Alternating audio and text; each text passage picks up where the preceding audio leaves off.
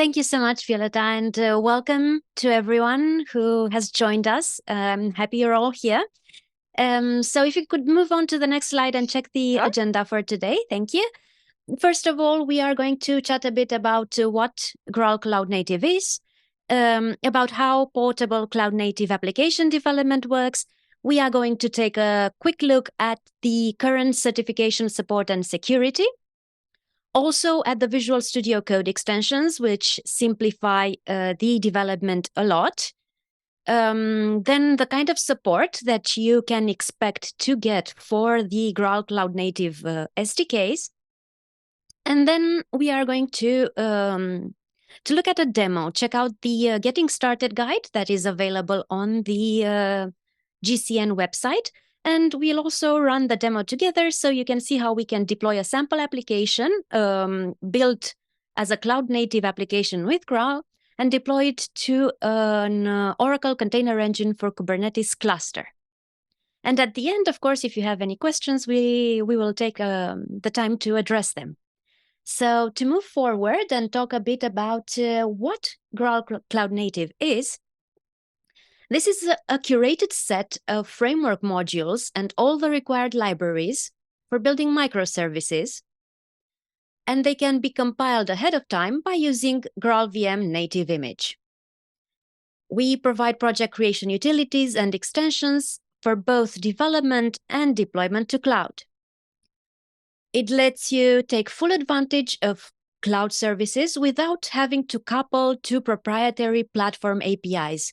As you can see, today we will be focusing on how to deploy to Oracle Cloud Infrastructure free tier, but you can also deploy to AWS or Google Cloud or Azure.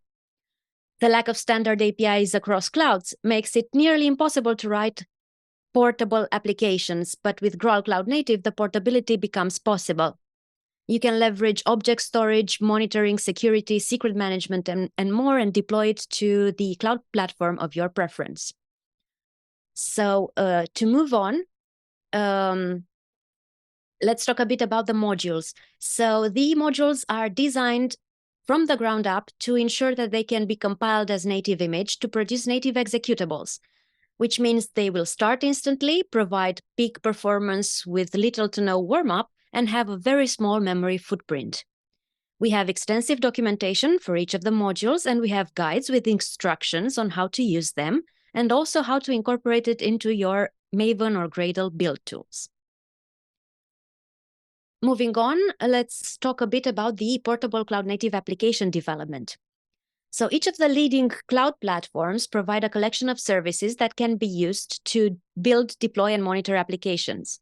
However, the APIs for these services are typically proprietary. You must invest time to understand the details of APIs, and then you end up with applications that are locked to a specific cloud platform. As a result, moving an application from one cloud platform to another requires usually quite significant development effort.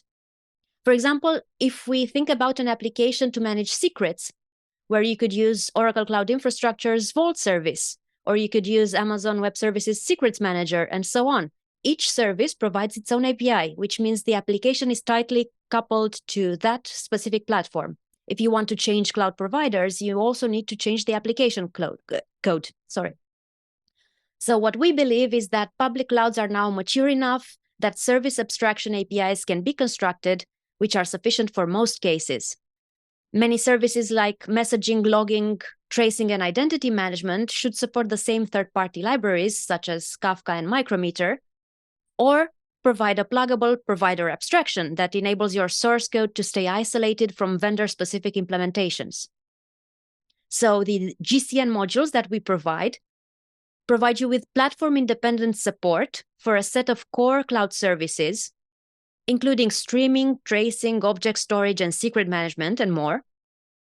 And it's easy using these modules to build portable, cloud-native, Java-based micronaut applications on top of managed services provided by the public cloud platform of your choice.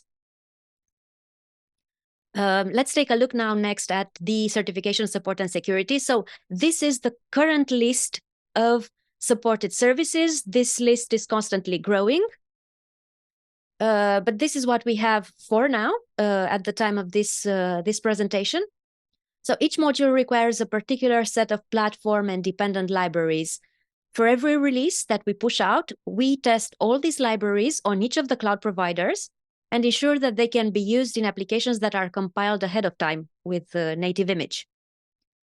We are tracking memory footprint and performance throughput to verify that each release demonstrates good performance with no performance degradation from previous releases, which ensures that the applications remain portable as cloud providers make changes to their SDKs or third-party packages are updated.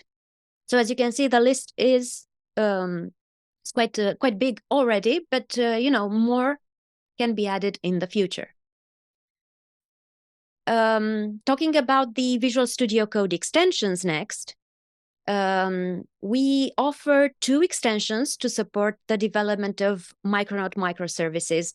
One of them is the extension called Graal VM Tools for Micronaut, and the other is the Oracle Cloud Infrastructure DevOps service, which allows you to deploy the applications that you build to the OCI tenant that you want to run it on.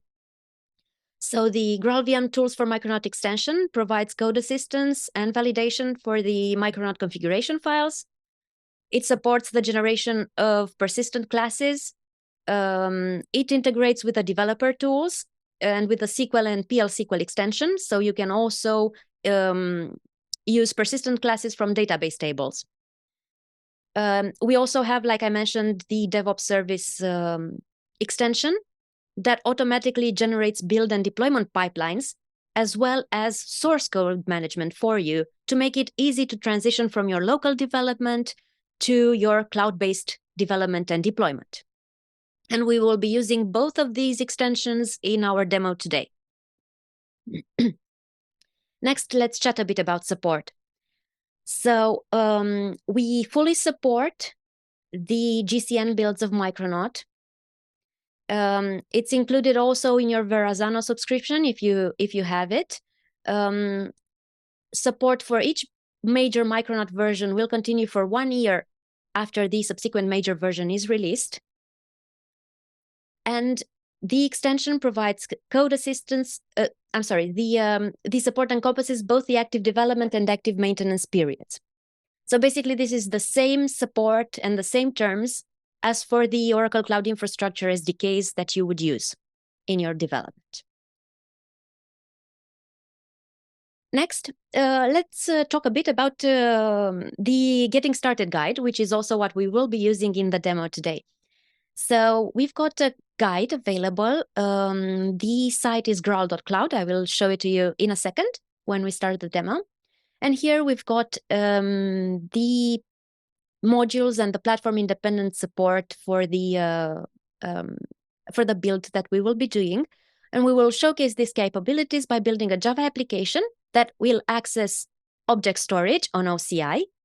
And then we can manage, upload files to that object storage, download them or delete them.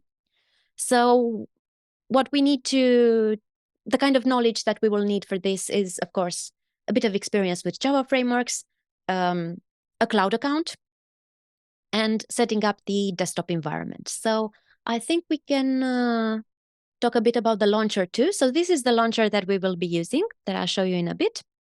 And this basically allows you to generate your source code and start working from it.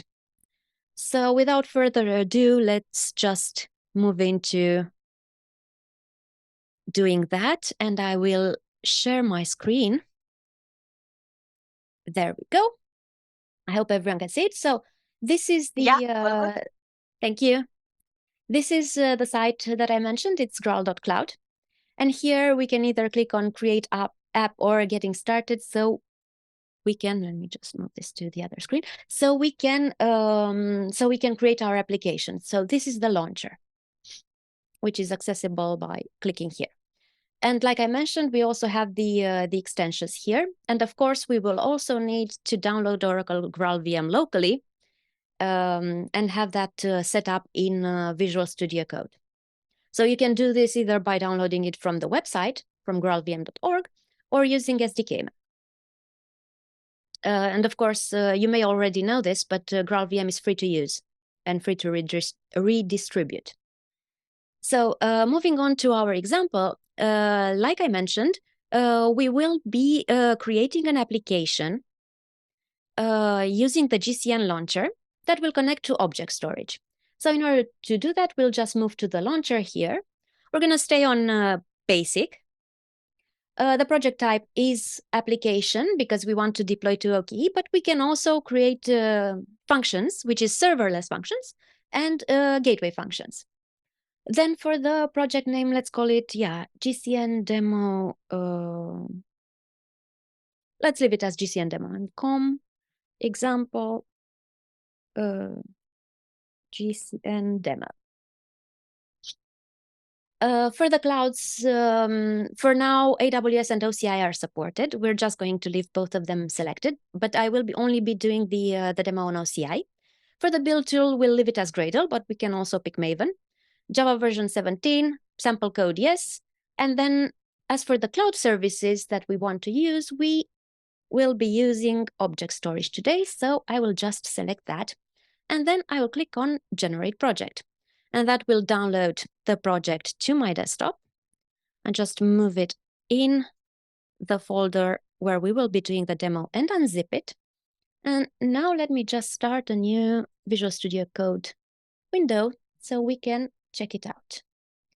So we are going to open the project, GCN demo, open.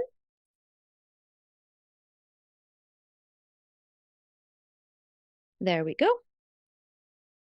Open the terminal as well. And here is the application, the scaffolding that we have created. Here in the source code, we can see the controllers. This will allow us to upload profile pictures to object storage that we can then use in an eventual website, for example. So all of these has been created for us. And we also have here the API with post, get, and delete. And then what we need to do now is, of course, we need to have an object storage bucket in our OCI tenant so we can upload the files to it. And we will need to change here in this file, in this YAML file, we will need to add the bucket name and the namespace of our tenant. So in order to do that, we'll just dip right here into Oracle Cloud Infrastructure, click on buckets. And I already have a test bucket here, but we will create a new one. Sure, let's just use the default name. And let's also enable object versioning in case we upload a new version of our avatar or our pictures, and we want to have that. And there we go, we have the bucket here. Just copy the bucket name and add it here. And then the namespace.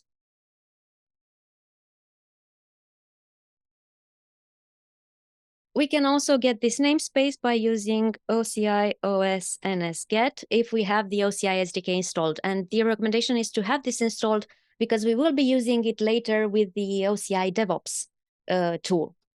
So if we do this, we get the namespace and we can add it here.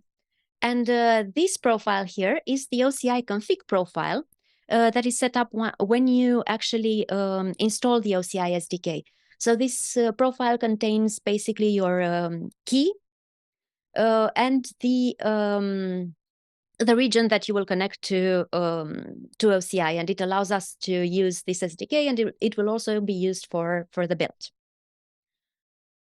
Now, moving on, after we have edited this, we would need to configure the project also for Amazon, but I don't have an AWS account, so I can't show you that today. We're just going to focus on OCI. So then what we can do is run the application so we can test it. So then in the terminal, we'll just run Graal OCI run here and let it do its thing. And there we go. Now it's executing. So now we can also test it. I'll just open a new terminal And if we do a curl, we can upload a JPEG to the bucket. And this is the URL. So it's running on 1880, and then we have pictures and avatar. And avatar will be the name of our picture that we upload. And there we go, it's done. And we can check that it worked properly by refreshing our bucket here in OCI. And there we go. This is our image that we just uploaded. We can also run tests here. So if we go to testing, you see that there are tests that have been created by default. And we can test here that this works. And we can also test each of the APIs, right, for upload, download, and delete, just to make sure that everything runs properly.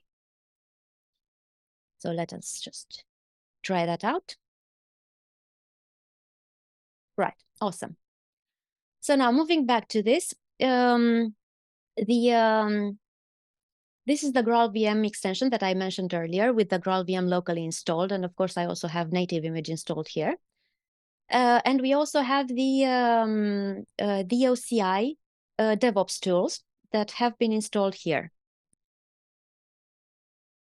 Now, after we tested, we need to build the native executable, and then we can actually deploy it to a cluster using the DevOps.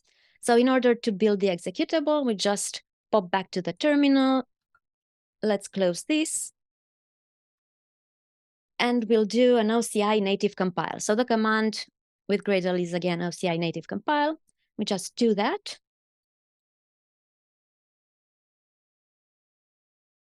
And this will create a native image of our application.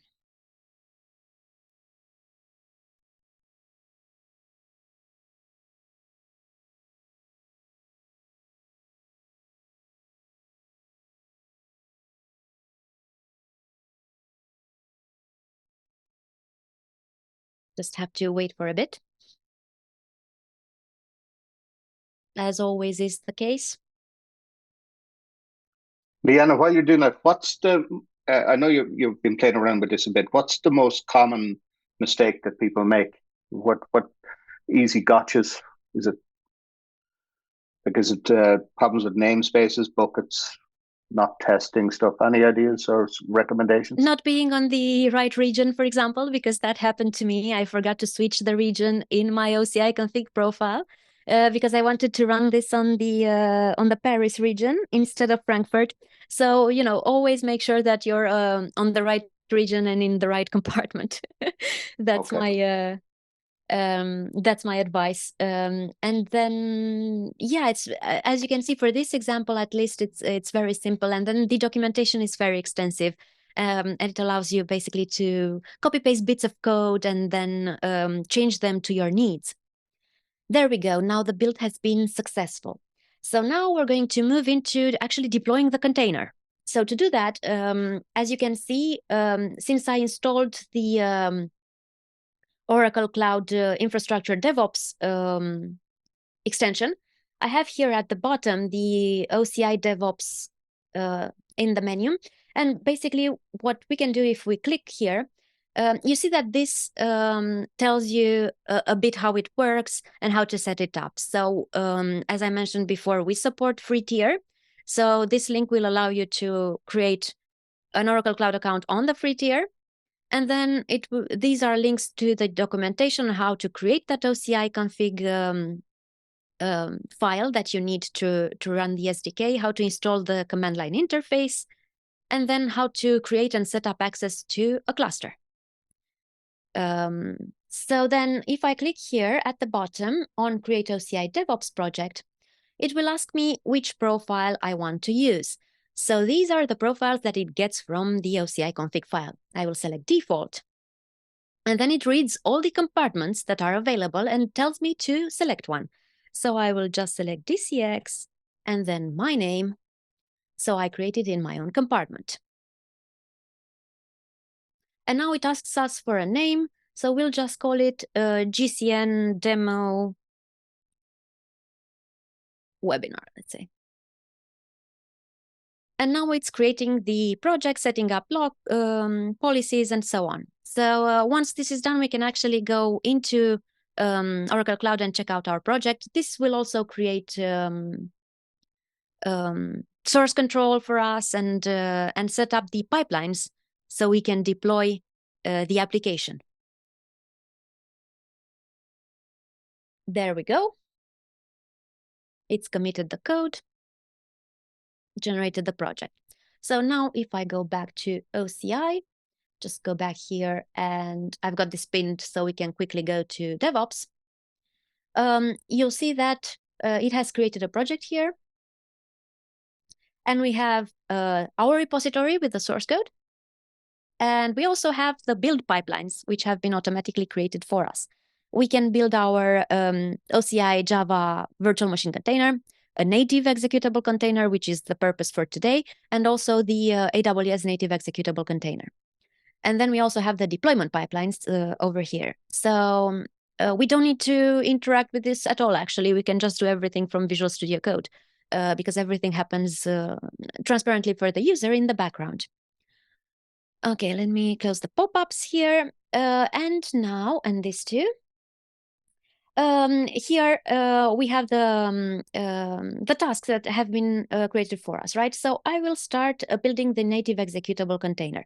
Now, a fair warning, this usually takes a while when it's the first time that we build it. So it should be around, I don't know, around 10 minutes for the first time because it needs to set everything up. But I do have another that I did just before this that has been actually already sent. I think you may have seen it earlier. So just to speak a bit about this, this will actually run our build pipeline in the cloud, and the output that we will get here will be the same as the output that is generated here. So if we refresh the page, we should be able to see our, there we go, the build history, right? So this is in progress. I've started running it and it tells me it's from Visual Studio Code. So we know that. And if we click on here, we can see what it's doing, you know, the duration, the stages, and basically this part right here on the right where it says, please wait for recent logs to appear, the same logs you will get in the output console in Visual Studio Code. So while this is doing its thing, let me show you the previous build that I did on the previous project, which is basically the same thing, but under a different name, right? So this is the one that I did. And here we have the build, the latest build that I did. And here we can see the all the stages that were done, right? So it provisioned the build runner, which usually takes a bit. It set up the environment, downloaded the sources, installed the enterprise edition of Graal VM and native image, and then created the container. And then it generated our artifacts. So this is all the log that was done, and then it delivered the artifacts. So once this is done, what we need to do is deployed, right? So we can deploy it as a JVM container or as a native executable, which, you know, of course, we will be doing as a native executable. So these are the steps that are run. And I will show you, first of all, the Kubernetes cluster. So you can access it either from, if you have it pinned, you know, or in here from the developer services in containers and artifacts. And I already have a cluster here that I used to test this. And then once we go into the cluster, well, I will also need to update at a certain point. Once you create your cluster, you can do it using a wizard. And it's extremely simple. You just click on your configuration for the OCPUs, the memory, and whether you want the nodes to be managed or virtual, and the image that you want to install on them. So everything is super simple. And then to access the cluster, you get, for the local access, a command that you will need to run. And then it will be set up locally, and you can access it through kubectl. So all of this is fairly straightforward, and then we are able to deploy our application to this particular cluster. So just to check here, yeah, so it's provisioning the build runner. So let's take a look then at the other. Do I have it here? Yeah, I have it here. So this is the other example that I ran previously. So as you can see, once the build native executable stage was done, what I did was went to the deploy OCI native executable container to OKE task pipeline, and I just clicked on play, and here we have the output, right? It deployed it to my cluster that's available. Right, so here we have the actual deployment. We can see everything that was done on Kubernetes. And if we open a terminal here, we should be able to do a check and see what is actually on Kubernetes. So let's do get deployments on all namespaces. So as you can see, it was set to the default namespace, which of course we can change once we do the deployment. We can tell it to deploy it to a different namespace if we want to. The namespace is here at the bottom, right? The current active namespace. So if I click on it, it will ask me to enter a new namespace to switch to or create. So now we can also check the services in the namespace, and we can see that our service is running properly on here. So then we can also get pods, and this is the pod is running. And then we can test that this works by doing a port forwarding or by using a load balancer, of course, and then connecting to the cluster via the load balancer and to access our application. So I think this is still taking a while. Yeah, this is still provisioning. So yeah, this is pretty much everything that I had to show you today. Basically, the advice is to go to graal.cloud and have a look for yourself at what is available, the kind of APIs that are available for you to use. When you click on Create App, play around a bit with the launcher and see the kind of options that it has for you, the kind of features, because as you can see, it's fairly straightforward to use, and you can quickly select what you need, the kind of test framework even, and all the features that it integrates with. So yeah, we not only have cloud services, but also, if you click on advanced, you can also select the SDKs that you want to use for the selected I'm sorry, cloud services. Right, so, and everything is documented. You can access the documentation directly from here. So we've got guides, we've got hands-on labs, you can check the modules that are available, and each of them has here the platform independent guide and also the OCI guides if you want to do it using autonomous database and so on for this specific example in database. So this is it from me. Thank you, Liana. Thank you.